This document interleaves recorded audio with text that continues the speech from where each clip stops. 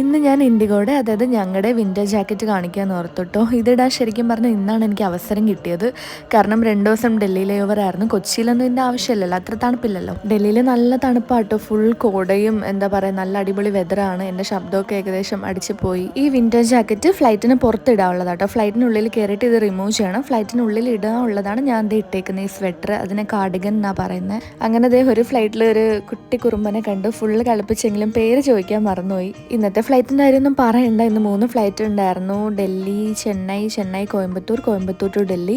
ഈ 3 ഫ്ലൈറ്റ്സും ഏകദേശം എന്താ പറയുക ഡിലേ ആയിരുന്നു. അപ്പം ഈ സമയത്തൊക്കെ ട്രാവൽ ചെയ്യാൻ നിൽക്കുന്നവർ, അതായത് ഒരു ഫെബ്രുവരി വരെയൊക്കെ ഡിലേ ഒക്കെ എക്സ്പെക്റ്റ് ചെയ്യണം കേട്ടോ.